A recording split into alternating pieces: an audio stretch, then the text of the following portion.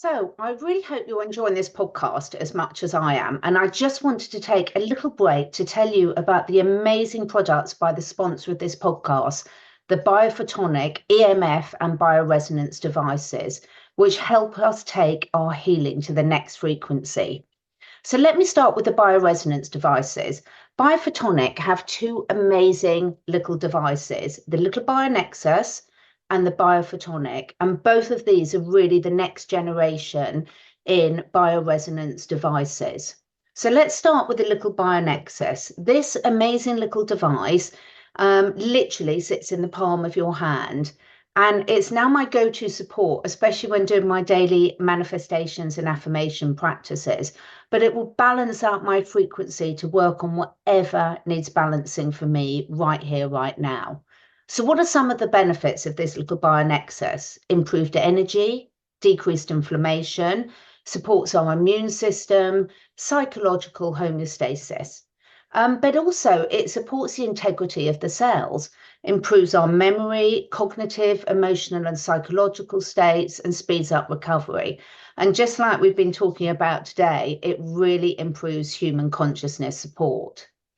Now, the other bioresonance device, the biophotonic, absolutely amazing little device, comes preloaded with a range of therapies.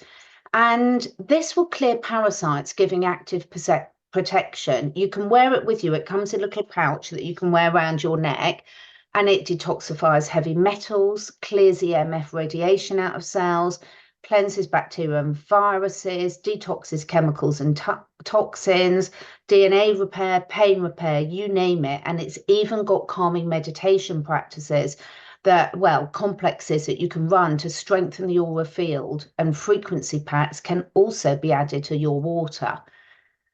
I think we all know the detrimental effects now of mobile Bluetooth and EMF radiation. They've been extensively studied and I've done loads of videos on it. So minimizing our exposure is crucial. So what's really key is both the biophotonic and the BioNexus. They're standalone, lovely little devices that don't require Bluetooth connection, a Wi-Fi connection. You don't need to buy any frequency packages. There's no subscription fee, and you don't need a mobile phone to control them. There's no electrodes. They're completely wireless, ready to use straight from the box.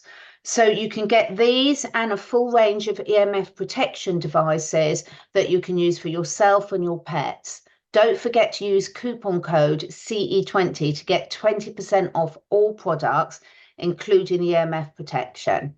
Thank you. And now back to the podcast.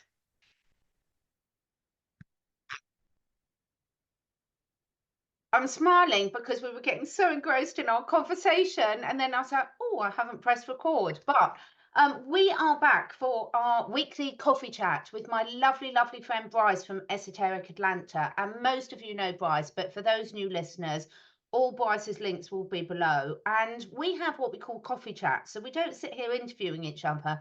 We're chatting just like we would if we were meeting up for a coffee in real life. And we always pick different things that are on our minds or that listeners have suggested to ourselves. One week we're on my channel, the next week we're on Brice's channel. So welcome, Brice. How are you doing today? Oh, I'm good. I want if my friend's watching, today is my friend Janet's 60th birthday. And she has been one of my, I don't want to say oldest, she's not old, but we've known each other for a very, very long time. And I was laughing with her last night. At her 50th birthday, we went ghost hunting. Today, we're going to go get a tattoo. So Oh. forever young. She is forever young. So happy birthday to my friend Janet. If you're watching, because I know you watch our channel. So happy birthday, Janet. I'll see you soon today. Oh, I love that. I love that. And yes, I'm going into about my third midlife crisis now. So yeah, that's what I did last time I went to see my friend Jane. So it's really good. Every time we start recording, it gets really hot and Lola starts itching. Lola, lie down, darling. Good girl. It's really hot here. We've actually had well by UK standards. So today we are going to discuss something that for me is so juicy and so important and affects every single one of us watching this. And we're going to be looking at false idols and also timelines, people pushing groups of people to really focus and therefore manifest their timelines. And what I mean by that, just to put it in a bit of context with people, is everyone watching our channels is pretty well aware, obviously we're on YouTube, so I'll be careful with my words, but pretty well aware of some of the agendas to try and of mainstream media, of politicians, of the Illuminati, to push us into certain ways of thinking. But we also see this hugely, Brice, in the alternative media. So how many times are people pushing certain topics of discussions, certain timeline agendas, and getting everyone to look in one direction? And what really strikes me is really scary about that. You and I have done lots of work with lots of really great people on cults, and with Kathy O'Brien, who I'll say her name quickly, on MK Ultra and things, because the thing is, anytime someone's trying to say this way only, don't look up, just look there, it's a red warning flag. Oh, it's so prevalent. I think I'm laughing because I think you and I have been, and our friend Shanti, a few of us out there have been like lone voices in the night, being like, you guys are everybody's being just as duped. You go from knowing that this particular entity is lying to you, but you now think this one isn't. Like but it's interesting. I was telling you this morning, Catherine, and this is I had a lot of people request that I go back over the bloodlines again. And I was talking to you offline, and I've gone through all the science, but I thought, okay, well, if you guys want to do the bloodlines again, we'll do them again. And I'll look at some of the conspiracies as to why we have different blood groups. And I was telling you, Catherine, what I find interesting, and this is just a theory, we're just chatting and speculating about different theories, that, the whole theory of like the Anunnaki coming to Earth and like splicing our DNA and putting something in our DNA that makes us have a propensity to want to follow a leader. Mm-hmm. Because they want to enslave us. And I think that's whether you believe the whole Anunnaki theory or not, the idea of following a leader is very interesting to me, because there's a difference in having a teacher. We all need teachers. In India, they say your mother's your first guru. Your mother's your first teacher. Your mother's typically the one that teaches you how to speak, how to eat, how to walk. We all need someone. Toilet. Most, I don't know about the UK, but most mothers in America bribe their children to use a table with M&Ms or use a toilet with M&Ms. And my niece, that works. She would do anything for that M&M. So my oldest niece, that is. But so we need teachers, but a teacher's job is to eventually not be needed. Right. And so a teacher's job is to help you evolve in your own, whatever it is, consciousness, whatever. A leader's job, and it is true, it gets once you get into the cult, it's having somebody, it's Simon Says, right? Like, it's having somebody tell you what to do. And I think that's what we're seeing is and I think this has always been a problem with humanity, but I think it's being magnified right now because of the internet and because everything is so in your face. And we also know Catherine, have you ever heard of Westboro Baptist Church? No. They're kind of, I have to be careful how I say this. They're considered kind of the T word, T-E-R. I won't spell the rest of it. You guys, Americans are probably familiar. They boycott a lot of stuff, and they put really horrific signs up using God as like a weapon. They're kind of a hate group. And I remember this was probably late 2000, like right before 2010-ish. I remember doing kind of a study on them. And somebody said something very interesting, that when we have fear, when we are afraid that what we believe is not accurate, we become aggressive about what we believe. So like with the Westboro Baptist Church, they are so afraid that psychologically, subconsciously, that what they believe isn't true, that they want to bully everybody else into believing it so that they feel more secure in their own beliefs. And I think that's the same is true for like the internet and the media and like these different like Telegram groups or whatever, where a leader of the group might say something that you might not believe, but if you question it, you're afraid to be outed by the group. And so it creates this like conglomerate of fear that no one wants to question because everybody wants to be a part of a group or a family. And so we start seeing people believing these false leaders. And I'm going to tell you guys, like, I've had really great spiritual teachers. That's one area of my life where I've never run into like a bad teacher. Some people have had bad teachers. I've had narcissists though in my private life. A good teacher, a good friend, a good person who has a strong sense of self is not going to care if you question them. There's no, but I think I don't know. Does that make sense, Catherine, about like wanting to be a part of something and therefore following a false leader. And Completely. And it makes sense as to why I've always wanted to be from the monkey, not the Anunnaki, because I don't. I've always known I should have had a monkey tail. Not that I believe in evolution, folks. Don't even go down that road. yeah, But I think there's so many good points there. And I think you and I say, I think in every single coffee chat, Aristotle, the sign of intelligence is to entertain an idea and not be attached to it. And we've also, all of us, Shanti, you, me, Jamie, we've covered a lot the four agreements and about, being about authentic with your word and keeping a question in mind and not taking things personally. And I think there's so many key messages in here because there's so much going on in the world, but even whichever media channel you're looking at, there's still a tiny little bit of the reality. And so, like anyone, if you listen to someone like Joe Dispenza, or a lot of people who are very much not trying to force their opinion down things, just saying it's here, take it or leave it, not attached to whether you do or not. If you're doing, say, a Joe Dispenza meditation, it's always clear. Never once is he trying to get everyone to focus on one outcome. It's always you go inside and you focus on what your outcome that you want. It's completely individual and there's no guidance there in terms of what that could be. Well, that will be different for everyone because I've got loads of friends, their idea of heaven is getting in a camper van and traveling for the rest of their days. That's my idea of hell. I did that when I was in my 20s. Now I love my family, my animals, my home, my little nest. So everyone's idea of what they want is different. And even when we're looking at, say, for example, we want Trump to become president. I'm just giving this as an example, guys. It's like, why is everyone pushing one narrative? What happened to the way, like, I still go back here. There's loads of things wrong with the UK, but most people will never discuss politics. I wouldn't have a clue who any of my friends voted for, and I've got no interest whatsoever. yeah, But every time someone's pushing one particular narrative, we're seeing it in the UK at the moment. We've got loads of riots going on because we've had some horrific events. 3 young children were stabbed to death at a dance class this week. It was horrendous, absolutely horrendous. They went to, because we've just broken up for the school holidays over here. And so they sent children to a dance class, and this nutter came in and stabbed 3 of them to death and quite a few, and the teacher really injured, 17-year-old.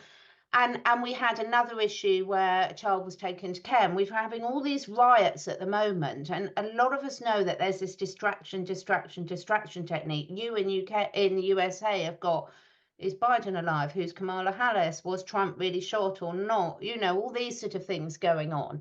But anytime any one narrative is saying, you must only look at this, Putin bad, man, yeah. Trump man orange, Biden whoever the actor is, whatever, it's like, okay, can we as individuals start listening to stuff that we don't agree with and keep an open mind and actually listen to understanding rather than listen to jump in and criticize?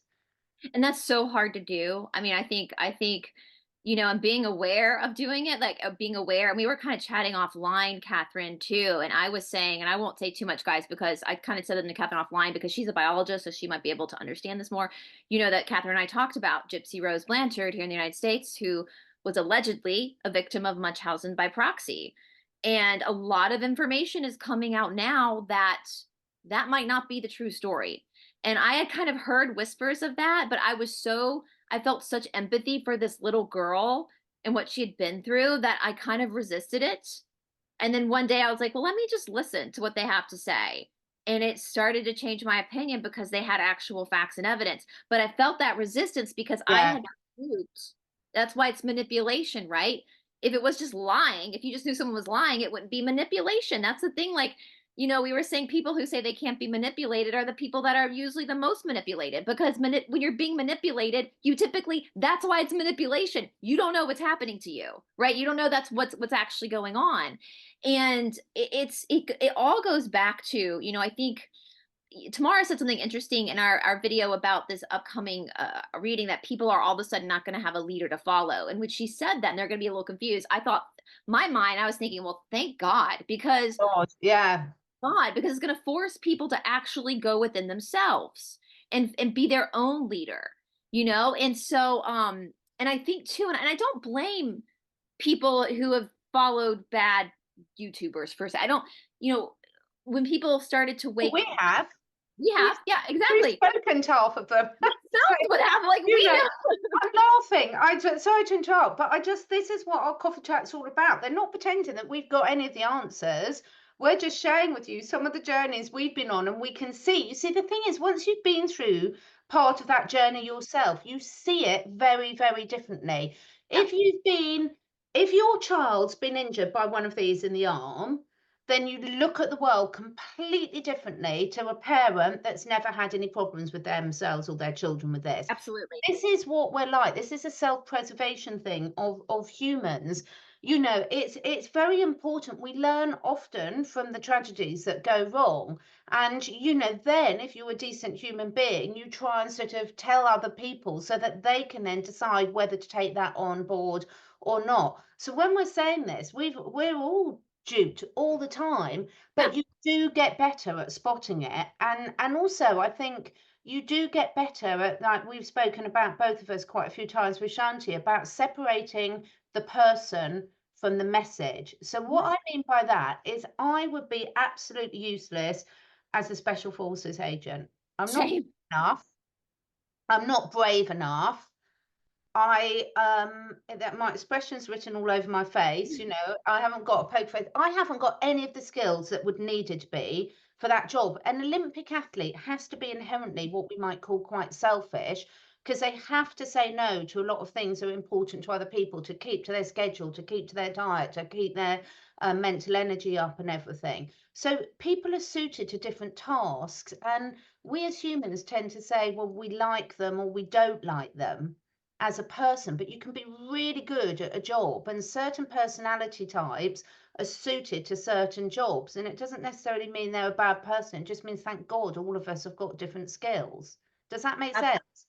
Catherine, I think if you and I were on special forces, I think we could physically handle some of it, but I think we would, our face would give away. I think we would be I mean, I'm scared that I would fail a lie detector test telling the truth because my Yeah, anxiety would be so, I've talked to that about my boyfriend before. I was like, I think they would ask me my name. I would say my name and it would look like I'm lying because I think I'd be so anxiety ridden that it would read like a stress response. And yeah. so, but there are just certain people that exactly have that. And it's so true too. I mean, there's so many people who do jobs like I think about athletes myself. Like I'm not really, even though I love movement and exercise, I love watching skateboarding and swimming.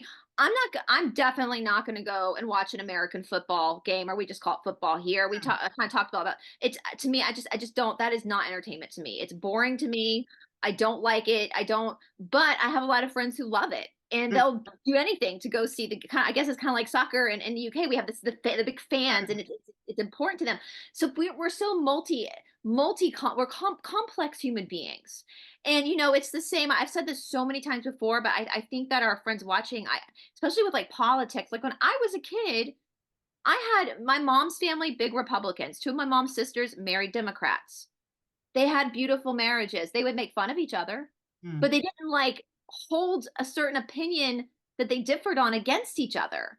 You know, and the only reason why the marriages ended is because one of them passed away. So they had healthy, and I'm like, why, where have we? And I think that kind of goes into the following the leader too. Like if we come back into a place where we're able to see how multifaceted every human being is, then I think we will question people in leadership positions sometimes and actually challenge them when we need to, but also have better discernment. And again, you know, when people started to wake up and realizing the world around us, I can totally understand why people would desperately need something to give them Oh, it'd answers be as to so nice to have a leader we could actually trust.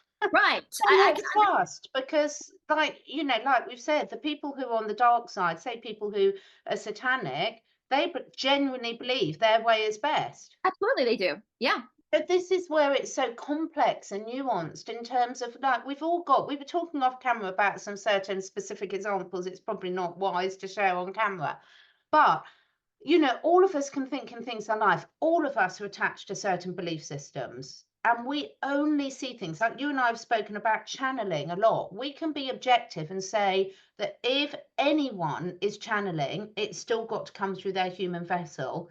Just like when I'm doing animal communication, I can be telepathically communicating with the animal, and at the same time, I've then got to put my interpretation of what they've communicated through to the human.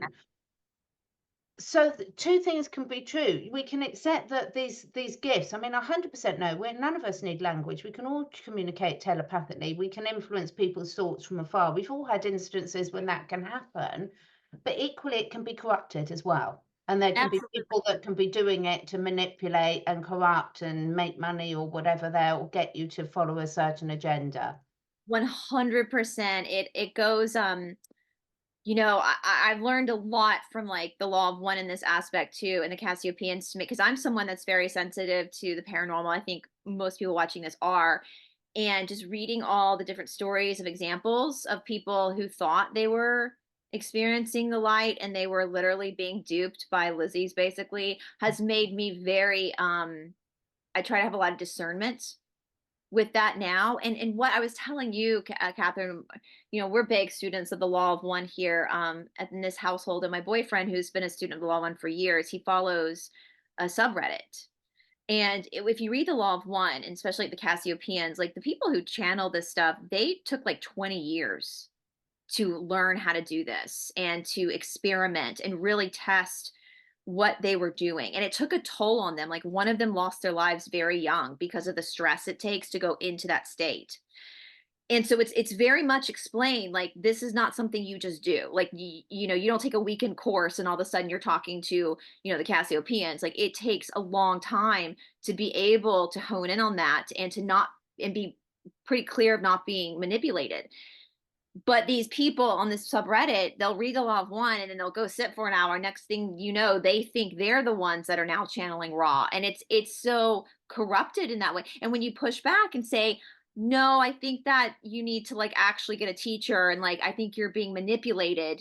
They get it all, it's their ego gets involved, right? Yeah. And that's the thing about any spirituality. And I see that I was telling with like timelines, I was telling you off camera, I've been, you know, researching the bloodlines and it gets into starseed stuff. And I was like, I'm not going to even get into starseeds because I think a lot of this too, what's happening is disassociation. Yeah. And my friend Cindy, which we filmed with here in Atlanta, I teach at her shala. She comes on my channel a lot, and she said it so brilliantly because she's just as woo woo as we are. I mean, she's shamanistic, but she's educated and she understands what actually it means to be on planet Earth. And she said it brilliantly on my channel that a lot of people come into spirituality and they want to be in the upper chakras, which are the spiritual ones. But here's the thing. Spirit is what you are anyway. What you're experiencing now is human. And so you have to drop into the lower three chakras. If you want to be a spiritual person be in your humanity. Experience, like if I'm going to sit here and be like, I'm actually a Lyran starseed. No, I'm a woman named Brice. I'm a human being on planet Earth and I've got karma that I need to work out and I've got friction that's why I'm here in this human experience. I'm not gonna, it's like when I was a kid, if I had homework that I didn't want to do, I would put it off and go watch TV for a while because I didn't want to do it. It's the same thing. I would find something to distract myself from actually doing calculus. But isn't it just easier just to do the calculus? Like just do the human, do your humanity, be in your lower chakras. And I think we get so distracted because being in our humanity hurts. It hurts sometimes to face our shadow side. And so we get distracted by all of these people who are saying, oh, it's not your fault. It's the black cats. Don't worry. When we switch timelines, everything's going to be great again. Well, how the hell are we going to evolve into the next timeline if we're not willing to be sovereign? If we're not willing to have our own autonomy, you The know? timeline thing is such an excuse. And again, I'm saying this by not saying that different timelines don't exist. Not at all. So I sort of liken it a bit like you've got your Christmas tree at Christmas and you've got all your decorations on there and all the decorations are there. But you know, what the one that Brice picks out, the chocolate from the Christmas tree, will be different the one that I pick out. So all these possibilities are out there.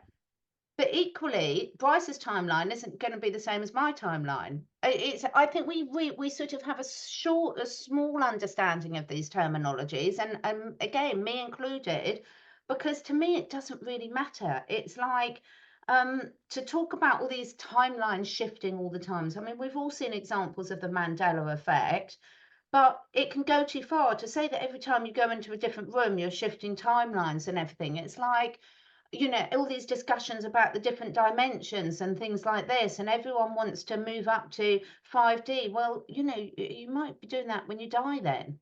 Yeah. Be careful what you wish for.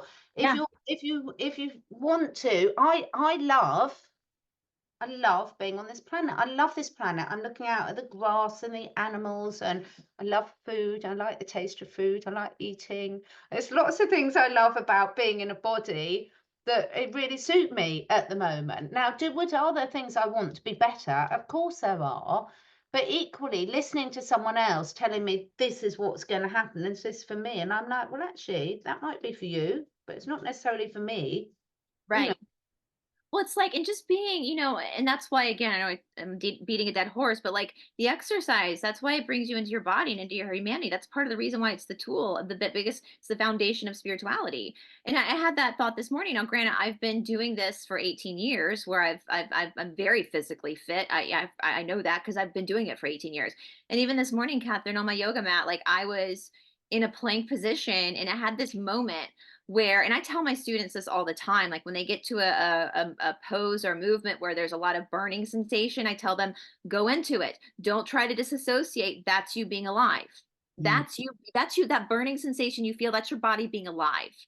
And I was shaking because I had a hard practice yesterday, so I was sore this morning. I was shaking. I looked at my shoulder, and I had a tick I had to get off, but I also had a lot of sweat on my shoulder, and you could see the ringlets of sweat. And I had this moment, this like fleeting thought of my own advice, like this is so cool, like this is so cool to be able to be in a body that I have trained for 18 years to be able, and in my 40s, to do things that only like 20-year-olds basically do. And my body is responding and it's detoxing with the sweat and it's doing this to support me. And the burning sensation that I feel, that is me being alive, and that is me being Brice, and that is my muscles pulsating with blood and with life force. And even though it burns and it's uncomfortable, like this is me in my body, and this is a beautiful experience. And if people stop disassociating, stop relying on some person on the YouTube or the television or the radio or the podcast to disassociate, to pull you away from the reality. Is your soul from another planet? We probably all have souls from other planets. But guess which planet you're on right now? Earth. Guess what body you're in right now? A human body. And you're right, Catherine. I love being in this human body. Like we have this nervous system that and yeah, it can cause trauma sometimes, but we also can feel things. I can feel my dog when I pet Oh, him. I was just about to You say, know? anyone who, has got the sensation of being able to stroke an animal, it's just so gorgeous. When I It's put my guinea pigs up, I'm not in a hurry to leave this experience. And some people might be, and that's fine as well. But we were laughing about some funny examples. To put it a bit more in context, it's like, how do we know when we're being led astray? Well, ask the honest question. Does this make sense? Are their actions backing up what they're saying? Are they walking the talk? So a classic example is if someone is really unhealthy, got bad skin, really, can't do anything physically, look really unhealthy. And there's a lot of people that say, look, let's face it, if we meet someone straight away, most people you can meet, you can make a very accurate assessment of what their diet and lifestyle is like just by looking. And that's a reality. It's not being judgmental, it's a reality. So if someone's looking really unhealthy, really unfit, I'm not going to buy their book on how to eat healthily because it's so obvious that they're not walking the talk, and therefore the trust, there's a mismatch there. If someone's talking about all sorts of other examples that you could have, if you're trying to teach someone something and then talking about how it's still happening to you all the time, it's not about being perfect, but then there's a mismatch. Then they're obviously not really that good at it if they haven't managed to at least balance it out in their own lives. So a lot of the time we love people's personalities, and that's completely natural and we should do. But equally, if you're looking at sort of taking their advice or buying their product or letting them direct where most of your thoughts and energies go, just ask yourself some common questions. Does this look like this person is being authentic with what they're saying? Yeah, it's so funny. I had a student that started coming to my classes, and I'm not saying this egotistically, but it kind of goes back to what Catherine is saying. And she goes, "I've decided to start coming." She told me this. She goes, "I'm decided. I want to start coming to your classes because I want your body." Mm. She could see that I actually, the body doesn't lie. Mm. I won't go to a yoga teacher, A, that has less experience than me. I won't do it. It's a waste of time for me. I only go to someone that has more experience. And I won't go to a yoga teacher that's massively overweight. Yeah. Why? Why are you overweight? You're obviously not practicing. So I'm not going to go to somebody who's not walking the walk. I tell my students all the time, I do this to myself as well. Like what I'm teaching you is what I practice. And it's interesting too, what I would suggest to people as well is there's this thing about cults. One thing, one of the many things about cults is they're always moving the finish line, the goalpost. So if you're following a group who keeps telling you, oh, timelines has shift, this was supposed to happen, but it didn't because of timeline shift, is that not moving the goalpost? And just kind of ask yourself that question. But then if you have to admit that, is that you admitting that that person doesn't know what's actually going on? Mm. You guys, nobody knows what's going on. Like none of us, even the world politicians, we're all striving for something, but it's not the end yet. We're not at the end. We're not, and that's that same delusion, Delulu thinking that the black hats are all gone and it's just actors. No, they're still out. You guys, that's Delulu. Like that's, Yeah, you've only got to just, regardless of what the true truth of it is, you've only got to see what a lot of people are being subjected to at the moment to know that that's the truth. And we can, there's a big difference. And I think this is why I never really got about, why the criticism, and I didn't really know what New Age meant really, because it's not really something I focus on. But this false possibility, there's a big difference between everyone talks about the, corrupt spirituality or just think positive, think positive. It's like, no, you need to do more than that. It's absolutely fine to explore the options and see what's going on in the world, because that's how you make the right decisions. You've got a herd of zebra out on the plains. Of course, they're looking out for where the lions are. Of course they yeah. are.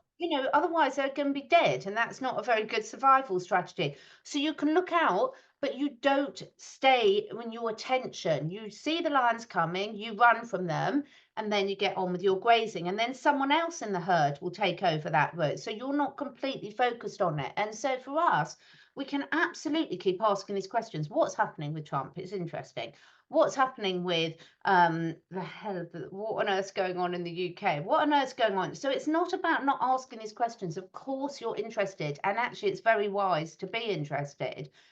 Don't focus all your attention on there. Don't forget to live. Don't forget to get yourself happy. Don't forget to get yourself healthy. And just to clarify, it's not that you can't teach something unless you're perfect at it. Not at all, but you should be practicing it. So Absolutely. some of my best teachers on the health side of things are people that have been through horrific health things themselves, cured themselves from all sorts of incurable diseases. So they had got to a state where they were in a really bad way, physically, mentally, emotionally, the whole works. But what they did is then they took action. And then you could see they were making progress in a positive direction. So it's not about we expect everyone to be perfect. That's not the point at all. But you should at least be seeing them moving in a positive direction in the area that they're teaching about. Not everyone has to be fit and healthy if they're doing something else. Actually, for a lot of emergency room doctors, it's really difficult for them to be fit and healthy if they're at work all time in an incredibly stressful environment and they've only got a crap canteen to eat from. So Yeah, it's not. that's the It's argument. not. That's the I always tell my students go have a beer every once in a while because Yeah. it's matching your environment. Yeah. Yeah, I love that too. I also will ask people, this is like a exercise I put on my channel once. I think too, Catherine, a lot of times I think people confuse their opinions with who they are as a Yeah. person.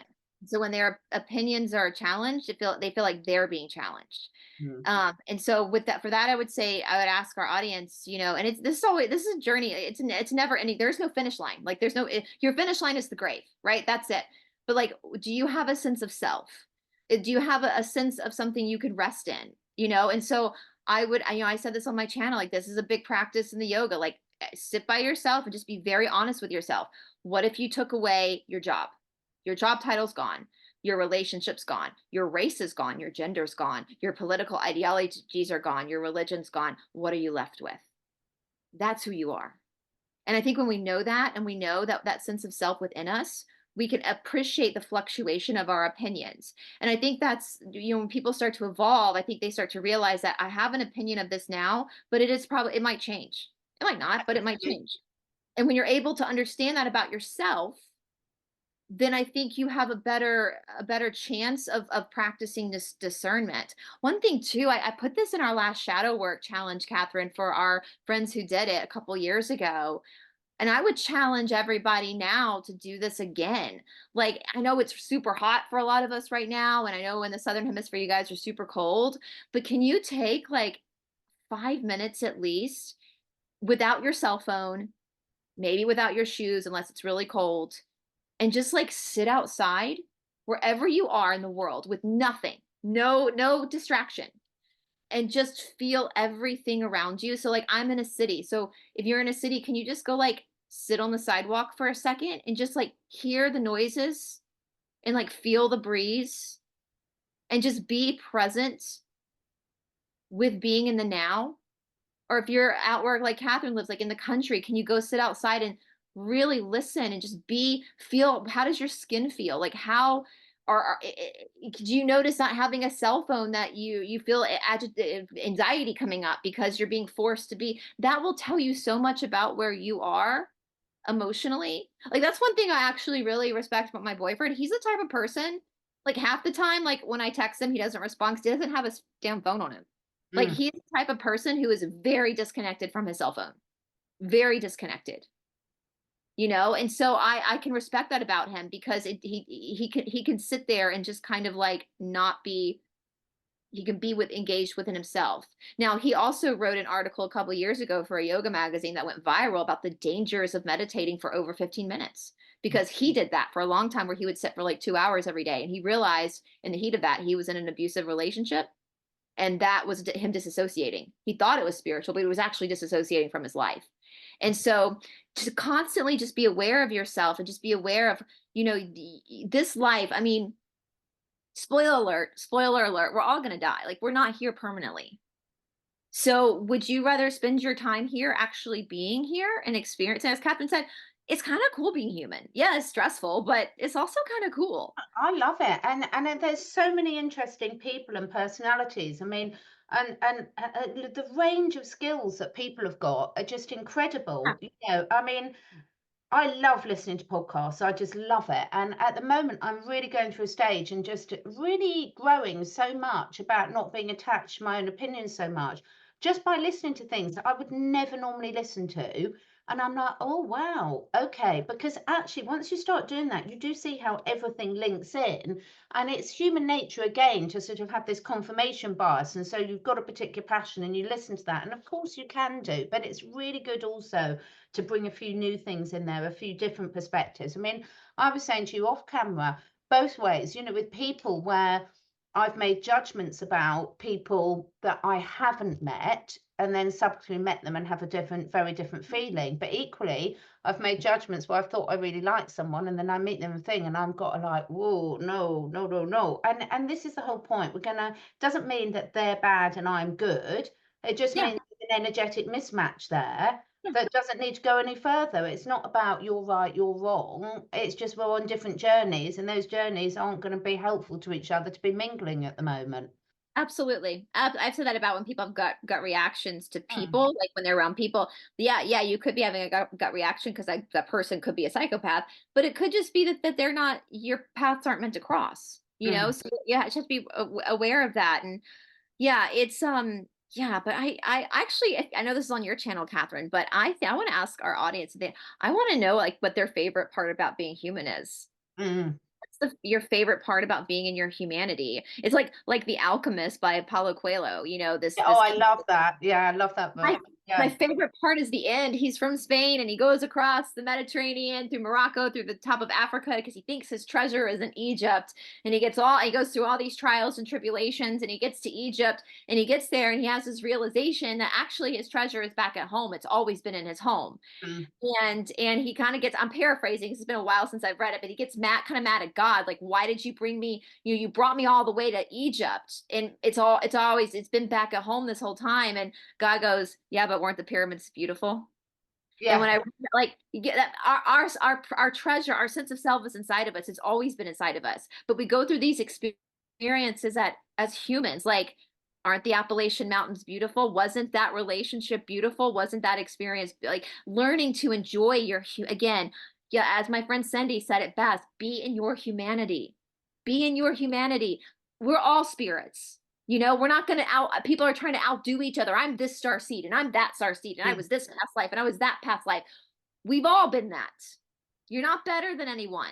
That's your ego. Exactly. Right now, you're a human being. Right now, I'm Brice. So regardless of who I was in a past life, doesn't effing matter because right now I'm Brice. And I like being Brice. I like this experience. This is the humanity I'm in. This is the timeline I'm in. My soul chose to do, my soul and its superior wisdom chose to create this experience for itself. So did your soul. So I just would hope that, like, people would stop disassociating and just realize, like, you know, and I think another good exercise for people who tend to disassociate because they don't want to feel the pain, well, sit down at night and just write down like 5 things that you like about yourself. Not things Exactly. in your life that you think are good about you, that you like about you. So it'll softly pull you back into that humanity. You Mm. know, like, how are you cool? Like, what's cool about you? You know, like, write it down so Mm. that you can be comfortable in your own skin and not try to escape to some spaceship that you're riding at night, fighting off of the Lizzies or something. No, you're here. You're here on planet Earth.